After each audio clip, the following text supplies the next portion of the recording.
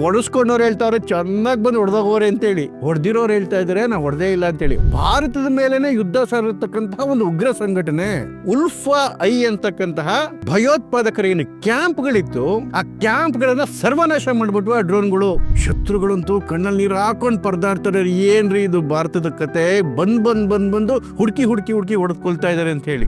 ULFA I ಸಂಘಟನೆ ಪತ್ರಿಕಾ ಹೇಳಿಕೆ ಕೊಟ್ಬಿಟ್ಟು ಹೇಳ್ತು ಭಾರತದ ಸೈನ್ಯ ಅಟ್ಯಾಕ್ ಮಾಡ್ಬಿಟ್ಟಿದೆ ಅಂತ ಹೇಳಿ. ಭಾರತದ ಸೈನ್ಯ ಹೇಳ್ತು ನಮಗೂ ಇದಕ್ಕೆ ಸಂಬಂಧನೇ ಇಲ್ಲ, ನಾವು ಮಾಡಿಲ್ಲ ರೀ ಇದು ಅಂತೇಳಿ.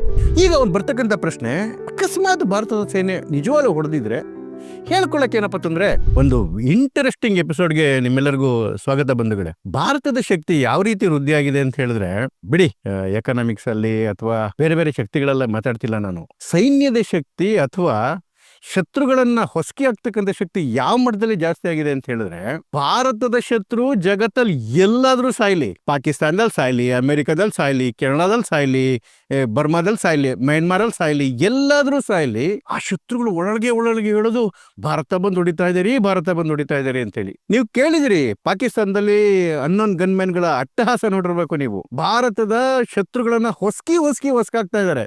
ಇಲ್ಲಿವರೆಗೂ ಒಬ್ಬರೇ ಒಬ್ಬರನ್ನ ಹಿಡಿಯಕ್ಕಾಗಿಲ್ಲ. ಇಡೀ ಪಾಕಿಸ್ತಾನದ ಸರ್ಕಾರ ಮತ್ತೆ ಸೈನ್ಯದ ಕೈಲಿ ಇದೇ ಅನ್ನೋನ್ ಗನ್ಮ್ಯಾನ್ಗಳು ಹೋಗಿ ಕೆನಡಾದಲ್ಲಿ ಹೊಡೆದು ಬರ್ತಾರೆ, ಅಮೆರಿಕದಲ್ಲಿ ಹೋಗಿ ಹೊಡೆದು ಬರ್ತಾರೆ. ಭಾರತ ಹೇಳುತ್ತೆ ಭಾರತಕ್ಕೂ ಅದಕ್ಕೆ ಸಂಬಂಧವೇ ಇಲ್ಲ ಅಂತೇಳಿ. ಆದರೆ ಶತ್ರುಗಳಂತೂ ಕಣ್ಣಲ್ಲಿ ನೀರು ಹಾಕೊಂಡ್ ಪರದಾಡ್ತಾರೆ, ಏನ್ರಿ ಇದು ಭಾರತದ ಕತೆ, ಬಂದು ಹುಡುಕಿ ಹೊಡೆದ್ಕೊಳ್ತಾ ಇದಾರೆ ಅಂತ ಹೇಳಿ. ಯಾಕೆ ಇವತ್ತು ನಾನು ವಿಷಯ ಎತ್ತಿದ್ದೀನಿ ಅಂತ ಹೇಳಿದ್ರೆ, ಈ ಅನ್ನೋನ್ ಗನ್ಮ್ಯಾನ್ಗಳು ಇಬ್ಬರನ್ನ ಒಂದೊಂದು ಟೈಮಲ್ಲಿ ಹೊಡಿತಾ ಬಂದ್ರೆ ಇದ್ದಕ್ಕಿದ್ದಂಗೆ 10 ಜನ ಭಾರತದ ಶತ್ರುಗಳು, ಉಗ್ರರುಗಳು ಕ್ರಿಮಿನಲ್ ರೀತಿ ಒಳಗಡೆಗೆ ಸತ್ತೋಗಿದ್ದಾರೆ ಡ್ರೋನ್ ದಾಳಿ ಹೇಗಾಯ್ತು? 1-2 ಅಲ್ಲ, ಸುಮಾರು 100 ಡ್ರೋನ್ಗಳ ದಾಳಿಯಲ್ಲಿ. ಎಲ್ಲಿ? ಭಾರತದ ಪಕ್ಕ ಇರ್ತಕ್ಕಂತಹ ಮಯನ್ಮಾರನ ಗಡಿ ಒಳಗಡೆಗೆ, ಮಯನ್ಮಾರ್ ದೇಶದೊಳಗಡೆಗೆ. ಅವತ್ತು ಭಾನುವಾರ ಬೆಳಗಿನ ಜಾವ 2 ಗಂಟೆಯಿಂದ 4 ಗಂಟೆ ಒಳಗಡೆಗೆ ಸುಮಾರು 100 ಡ್ರೋನ್ಗಳು ನುಗ್ಬಿಟ್ಟು ಇಂಟರ್ನ್ಯಾಷನಲ್ ಬಾರ್ಡರ್ ಒಳಗಡೆಗೆ ನುಗ್ಗಿ ಅಲ್ಲಿ ಉಲ್ಫಾ ಐ ಅಂತಕ್ಕಂತಹ ಉಗ್ರರ ಭಯೋತ್ಪಾದಕರ ಏನು ಕ್ಯಾಂಪ್ಗಳಿತ್ತು, ಆ ಕ್ಯಾಂಪ್ಗಳನ್ನ ಸರ್ವನಾಶ ಮಾಡ್ಬಿಟ್ವು ಆ ಡ್ರೋನ್ಗಳು. ಯಾರು ಈ ಉಲ್ಫಾ ಐ ಅಂತ ಹೇಳಿದ್ರೆ, United liberation front of Assam independent ಅಂತ. ಅಸ್ಸಾಂ ರಾಜ್ಯವನ್ನ ಭಾರತದಿಂದ ಸಪರೇಟ್ ದೇಶ ಮಾಡ್ತೀವಿ, ಇಡೀ ನಾರ್ತ್ ಈಸ್ಟ್ ಭಾಗ ಏನಿದೆ ಅದನ್ನ ಭಾರತದಿಂದ ಕಟ್ ಆಫ್ ಮಾಡ್ತೀವಿ ಅಂತ ಭಾರತದ ಮೇಲೆನೆ ಯುದ್ಧ ಸಾರಿರ್ತಕ್ಕಂತಹ ಒಂದು ಉಗ್ರ ಸಂಘಟನೆ. ಮೋದಿ ಅವ್ರು ಬಂದ್ಮೇಲೆ ಇವೆಲ್ಲ ನಡೆಯುತ್ತೇನ್ರಿ? ನೋಡಿ, ಇನ್ನೊಂದು ಇದರ ಪೇರೆಂಟ್ ಆರ್ಗನೈಸೇಷನ್ ಒಂದಿತ್ತು ಉಲ್ಫಾ ಅಂತೇಳಿ. ಆ ಉಲ್ಫಾ ಏನಾಯ್ತು, ಅದ್ರ ಮೇಲೆ ಕಾರ್ಯಾಚರಣೆಗಳು ಜಾಸ್ತಿ ಆಗಿ ಅದರ ಉಗ್ರನೆಲ್ಲ ಹೊಸಕಾಗಕ್ಕೆ ಶುರು ಮಾಡಿದಾಗ ಮೋದಿಯವರ ಸರ್ಕಾರ ಮತ್ತೆ ನಮ್ಮ ಸೈನ್ಯ ಅವರೆಲ್ಲರೂ ಸರೆಂಡರ್ ಆಗಿ ಶಸ್ತ್ರಾಸ್ತ್ರ ಹೋರಾಟವನ್ನ ಬಿಟ್ಬಿಟ್ರು. ಜೊತೆಗೆ ನಾವೇನು ಅಸ್ಸಾಂ ಇಂಡಿಪೆಂಡೆಂಟ್ ಅಂತ ಕೇಳೋದಿಲ್ಲ, ನಾವು ಭಾರತದ ಜೊತೆಗೆ ಯುದ್ಧ ಕೂಡ ಮಾಡೋದಿಲ್ಲ, ಭಾರತದ ಜೊತೆಗೆ ಸಾಕಾರವಾಗಿ ನಿಲ್ತೀವಿ ಅಂತ ಹೇಳಿ ಆ ಎಲ್ಲ ಉಗ್ರರು, ಭಯೋತ್ಪಾದಕರು ಶಸ್ತ್ರಾಸ್ತ್ರಗಳನ್ನ ತ್ಯಾಗ ಮಾಡಿ ಭಾರತದ ಜೊತೆಗೆ ವಿಲೀನ ಆಗಿದ್ದಾರೆ ಈಗ. ಆದ್ರೆ ಈ ಉಲ್ಫಾ ಐ ಅಂತ ಇದೆಯಲ್ಲ, ಉಲ್ಫಾ ಇಂಡಿಪೆಂಡೆಂಟ್ ಅಂತ ಇದೆಯಲ್ಲ, ಈ ಭಯೋತ್ಪಾದಕರು, ಉಗ್ರಗಳು ಮಾತ್ರ ಮಯನ್ಮಾರ್ ಗಡಿ ಒಳಗಡೆಗೆ ಸೇರ್ಕೊಂಡು ನಿರಂತರವಾಗಿ ಭಾರತದ ಮೇಲೆ ಅಟ್ಯಾಕ್ ಗಳನ್ನ ಮಾಡ್ತಾ ಇದ್ರು. ಇವ್ರಿಗೆ ಶಕ್ತಿ ಇಲ್ಲಿಂದ ಬರ್ತಾ ಇದೆ. ಪಾಕಿಸ್ತಾನದ ISI ಇವ್ರಿಗೆ ಹಣನು ಸಪ್ಲೈ ಮಾಡುತ್ತೆ, ಮತ್ತೆ ಶಸ್ತ್ರಾಸ್ತ್ರಗಳನ್ನ ಸಪ್ಲೈ ಮಾಡುತ್ತೆ. ಇದ್ರ ಹಿಂದೆ ನಿಂತಿರ್ತಕ್ಕಂತಹ ಬೃಹತ್ ದೆವ್ವ ಯಾವುದು ಗೊತ್ತಾ? ಚೈನಾ ಇವರಿಗೆ ಬೇಕಾದಂತಹ ಅಷ್ಟು ಇದನ್ನ ಥ್ರೂ ISI ಮುಖಾಂತರ ಮಾಡಿಸುತ್ತೆ, ತಾನು ಕೂಡ ಡೈರೆಕ್ಟ್ ಆಗಿ ಮಾಡ್ತದೆ. ಯಾಕೆ ಅಂತ ಹೇಳಿದ್ರೆ, ಇಲ್ಲಿವರೆಗೂ ಭಾರತದ ಸೈನಿಕರಾಗ್ಲಿ ಮತ್ತು ಭಾರತದ ಪೊಲೀಸ್ ಆಗಲಿ ಯಾರ್ಯಾರು ಈ ಉಲ್ಫಾಯಿನ ಉಗ್ರನ ಹೊಡೆದಾಕಿದ್ದಾರೆ, ಆ ಹೊಡೆದಾಕಿದಾಗ ಸಿಕ್ಕಿರ್ತಕ್ಕಂಥ ಎಲ್ಲ ಶಸ್ತ್ರಾಸ್ತ್ರಗಳು ಕೂಡ ಚೈನಾದೇನೆ. ಮತ್ತೆ ನಮ್ಮ ಇಂಟೆಲಿಜೆನ್ಸ್ ಕಲೆ ಹಾಕಿರ್ತಕ್ಕಂಥ ಮಾಹಿತಿ ಪ್ರಕಾರ ಪಾಕಿಸ್ತಾನದ ISI ಮತ್ತೆ ಚೈನಾ ಈ ಉಗ್ರರ ಹಿಂದಿದೆ. ಇಂತಿಪ್ಪ ಉಲ್ಫಾಯ್ ಮಯನ್ಮಾರನ ಗಡಿಯನ್ನ ತನ್ನ ಕೇಂದ್ರವಾಗಿ ಮಾಡಿಕೊಂಡು, ನೋಡಿ ಯಾಕೆ ಮಯನ್ಮಾರ್ ಹೊರಗಡೆಗೆ ಗಡಿಯನ್ನ ಮಾಡ್ಕೊಂಡಿದ್ದೇವೆ ಅಂತ ಹೇಳಿದ್ರೆ, ಮಯನ್ಮಾರಲ್ಲಿ ಇವತ್ತು ಪ್ರಜಾಪ್ರಭುತ್ವದ ಆಡಳಿತ ಇಲ್ಲ. ಸೇನೆ ಪ್ರಜಾಪ್ರಭುತ್ವ ಆಡಳಿತನ ಒದ್ದೊಡಿಸಿ ಸೇನೆ ತಾನು ಕಂಟ್ರೋಲ್ ತಗೊಂಡ್ಮೇಲೆ ಇಡೀ ದೇಶವನ್ನ ಅದು ನಿರ್ಸಕ್ ಆಗ್ತಾ ಇಲ್ಲ. ಜಿಲ್ಲೆಗೊಂದು ಉಗ್ರ ಸಂಘಟನೆಗಳು ಉಟ್ಕೊಂಡ್ಬಿಟ್ಟಿದ್ದಾವೆ ಮಯನ್ಮಾರಲ್ಲಿ. ಮುಂಚೆ ಎಂತ ಬ್ಯೂಟಿಫುಲ್ ದೇಶ ರೀ ಅದು, ವಿಪರೀತ ಖನಿಜ ಸಂಪತ್ತಿದೆ, ವಿಪರೀತ ರಿಚ್ ದೇಶ ಆಗಿದ್ದಂಥದ್ದು. ಭಾರತ ಜೊತೆ ಸಾಂಸ್ಕೃತಿಕವಾಗಿ, ಐತಿಹಾಸಿಕವಾಗಿ ನಾವು ಅವರು ಬಹಳ ಒಟ್ಟಿಗೆ ಇದ್ದಂತಹ ದೇಶ. ಹಿಂದೆ ಬರ್ಮಾ ಅಂತ ಇದ್ರು, ಅದನ್ನ ಭಾರತ ಕೂಡ ಅದ್ರ ಜೊತೆಗೆ ತುಂಬಾ ನಿಕಟ ಸಂಬಂಧ ಹೊಂದಿತ್ತು, ಆ ದೇಶಕ್ಕೆ ತುಂಬಾ ಸಪೋರ್ಟ್ ಮಾಡ್ಕೊಂಡಿತ್ತು. ಆದ್ರೆ ಇವತ್ತು ಆ ಸೇನೆ ಆ ಬಂಡುಕೋರರ ಅಥವಾ ಉಗ್ರ ಸಂಘಟನೆಗಳ ವಿರುದ್ಧ ಹೋರಾಟ ಮಾಡದೆ ಒಂಥರ ವಲ್ನರೇಬಲ್ ಸ್ಥಿತಿಯಲ್ಲಿ ಬಂದು ನಿಂತ್ಕೊಂಡ್ಬಿಟ್ಟಿದೆ. ಇವತ್ತು ಆ ಉಗ್ರರ ಭಯೋತ್ಪಾದಕರ ಏನು ಆರ್ಗನೈಸೇಷನ್ಗಳಿದಾವಲ್ಲ, ಅವೇರೇನೆ ಒಂಥರ ಡಾಮಿನೆಂಟ್ ಆಗಿರೋದು ಆ ಮ್ಯಾನ್ಮಾರ್ ಅಲ್ಲಿ. ಇಂಥ ಉಲ್ಫಾ ಐನ ಭಯೋತ್ಪಾದಕ ಕೇಂದ್ರಗಳಿದ್ವು. ಅವು ನಮ್ಮ ನಾಗಾಲ್ಯಾಂಡ್ ಬಾರ್ಡರ್, ನಾಗಾಲ್ಯಾಂಡ್ ನ ಲೋಂಗ್ವಾ ಇಂದ ಹಿಡ್ಕೊಂಡು ಅರುಣಾಚಲ್ ಪ್ರದೇಶದ ಪಂಗ್ಸಾಯಿ ಪಾಸ್ವರೆಗೆ ಏನು ಮಯನ್ಮಾರ್ ಬಾರ್ಡರ್ ಇದೆ, ಈ ಬಾರ್ಡರ್ ಇರ್ತಕ್ಕಂಥ ಅಷ್ಟು ಉಗ್ರ ಶಿಬಿರಗಳ ಮೇಲೆ ಭಾರತದ ಸೈನ್ಯ ದಾಳಿ ಮಾಡ್ತು. ಮೊದಲನೇ ದಾಳಿ ಒಳಗಡೆಗೆ ಅವರ ಸೆಲ್ಫ್ ಪ್ರೊಕ್ಲೈಮ್ಡ್ ಲೆಫ್ಟಿನೆಂಟ್ ಜನರಲ್ ಮುಖ್ಯಸ್ಥ ನಯನಾಸೋಮ್ ಹೊಗೆ ಹಾಕೊಂಡ.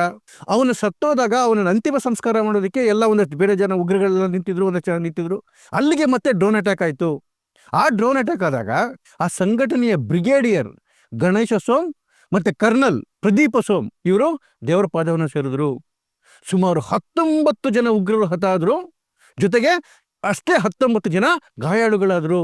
ಇದನ್ನ ಹೇಳಿದ್ದು ಬೇರೆ ಯಾರು ಅಲ್ಲ, ಉಲ್ಫಾಯಿ ಸಂಘಟನೆ ಪತ್ರಿಕಾ ಹೇಳಿಕೆ ಕೊಟ್ಬಿಟ್ಟು ಹೇಳ್ತು ಭಾರತದ ಸೈನ್ಯ ಅಟ್ಯಾಕ್ ಮಾಡ್ಬಿಟ್ಟಿದೆ ಅಂತ ಹೇಳಿ. ಸರಿ, ಭಾರತದ ಪತ್ರಕರ್ತರು ಭಾರತದ ಜನ ಕೇಳಿದ್ರು ಸರ್ ಸೈನ್ಯವನ್ನ, ಭಾರತದ ಸೈನ್ಯವನ್ನ ನೀವೇನು ಅಟ್ಯಾಕ್ ಮಾಡಿದ್ದೀರಾ ಅಂತೇಳಿ. ಭಾರತದ ಸೈನ್ಯ ಹೇಳ್ತು ನಮಗೂ ಇದಕ್ಕೆ ಸಂಬಂಧನೇ ಇಲ್ಲ, ನಾವು ಮಾಡಿಲ್ಲ ರೀ ಇದು ಅಂತೇಳಿ.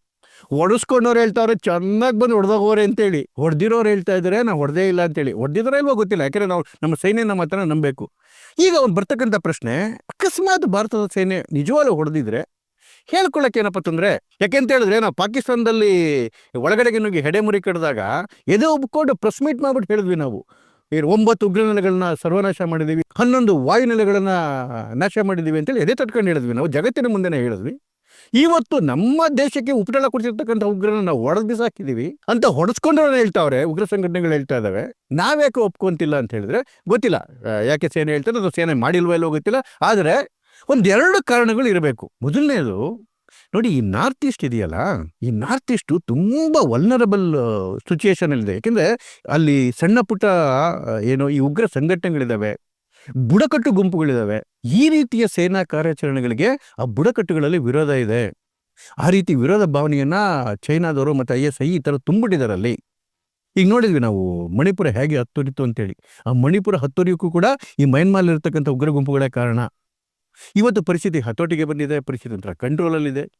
ಈ ಸಂದರ್ಭದಲ್ಲಿ ಸೇನೆಯ ಮೇಲೆ ಯಾರಿಗೂ ಬೇಜಾರಾಗಬಾರ್ದು ಅಲ್ಲಿನ ಬುಡಕಟ್ಟು ಗುಂಪುಗಳಲ್ಲಿ ಅಂತಕ್ಕಂಥದ್ದು ಮೊದಲನೇ ಕಾರಣ. ಆದರೆ ಎರಡನೇ ಕಾರಣ ಏನಂತ ಹೇಳಿದ್ರೆ ನೋಡಿ, ಮಯನ್ಮಾರ್ ಅಂತಕ್ಕಂಥದ್ದು ಒಂದು ಸಾರ್ವಭೌಮ ದೇಶ. ಒಂದು ದೇಶದ ಅಂತಾರಾಷ್ಟ್ರೀಯ ಗಡಿ ದಾಟಿ ಒಳಗಡೆಗೆ ಹೊಡಿತಕ್ಕಂಥದ್ದು ಎಲ್ಲೋ ಆ ದೇಶಕ್ಕೂ ಕೂಡ ಇಸುಮುಸು ತರ್ತಕ್ಕಂಥ ವಿಚಾರವೇ. ಆದರೆ ಭಾರತದ ಪರಿಸ್ಥಿತಿ ಏನು? ಭಾರತಕ್ಕೆ ಇದು ಬಿಟ್ಟು ಬೇರೆ ದಾರಿನೇ ಇಲ್ಲ. ಯಾಕೆ ಅಂತ ಹೇಳಿದ್ರೆ ಮಯನ್ಮಾರ್ ಜೊತೆಗೆ ನಾವು ಎಷ್ಟೇ ಆ ಸರ್ಕಾರ ಜೊತೆಗೆ ನಿಂತ್ಕೊಂಡಿದ್ರೆ, ಭಾರತ ನಿಂತ್ಕೊಂಡಿದ್ರೆ ನೋಡಿ, ಅದು ಪ್ರಜಾಪ್ರಭುತ್ವ ದೇಶ ಇದ್ದಾಗ ಭಾರತ ಅಂತೂ ಕಂಪ್ಲೀಟ್ ಆಗಿ ಸಪೋರ್ಟಿಗೆ ನಿಂತ್ಕೊಂಡ್ಬಿಟ್ಟಿತ್ತು. ಇವತ್ತು ಕೂಡ ಅಲ್ಲಿನ ಸರ್ಕಾರ ಜೊತೆಗೆ ಸಪೋರ್ಟಿಗೆ ನಿಂತಿದೆ. ಅಲ್ಲಿನ ಉಗ್ರ ಸಂಘಟನೆಗಳ ಬಡ್ದಾಕೋಕೆ ಭಾರತ ಸಪೋರ್ಟ್ ಮಾಡ್ತೀವಿ ಅಂತ ಹೇಳಿದೆ.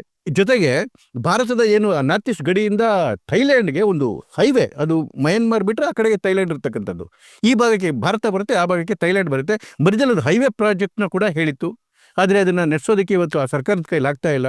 ಒಂದು ಸ್ಟೇಬಲ್ ಗೌರ್ಮೆಂಟು ಮಯನ್ಮಾರಲ್ಲಿ ಇರಬೇಕು ಅನ್ನೋದು ಭಾರತದ ಬಯಕೆ ಕೂಡ. ಒಂದು ಸ್ಟೇಬಲ್ ಗೌರ್ಮೆಂಟ್ ಇದ್ರೇನೆ ಈ ಎಲ್ಲ ಉಗ್ರರನ್ನ ಮಟ್ಟ ಹಾಕ್ಲಿಕ್ಕೆ ಸಾಧ್ಯ. ಅದು ಇವತ್ತಲ್ಲಿ ಪರಿಸ್ಥಿತಿ ಇಲ್ಲ. ಹಾಗಾಗಿ ಭಾರತ ತನ್ನ ರಕ್ಷಣೆಯನ್ನು ಮಾಡ್ಕೊಳ್ಳೇಬೇಕು. ಇವತ್ತೇನಾಗೋಗ್ಬಿಟ್ಟಿದೆ ಅಂತ ಹೇಳಿದ್ರೆ, ಅದು ಪಾಕಿಸ್ತಾನದ ಉಗ್ರ ಸಂಘಟನೆಗಳಿಗಾಗಲಿ ಅಥವಾ ಈ ಮಯನ್ಮಾರ್ ಭಾಗದಲ್ಲಿರ್ತಕ್ಕಂಥ ಉಗ್ರ ಸಂಘಟನೆಗಳಿಗಾಗಲಿ ಭಾಳ ಚೆನ್ನಾಗಿ ಹೋಗುತ್ತಿದೆ. ಭಾರತವನ್ನು ಎದುರಿಸಿ ನಾವು ಭಾಳ ದಿನ ಬದುಕೋಕ್ಕಾಗೋದಿಲ್ಲ ಅಂತ ಹೇಳಿ. ಹಾಗಾಗಿ ಚೈನಾದ ಸಪೋರ್ಟನ್ನು ಭಾಳ ಕೇಳ್ತಾ ಇದ್ದಾವೆ ಅವು.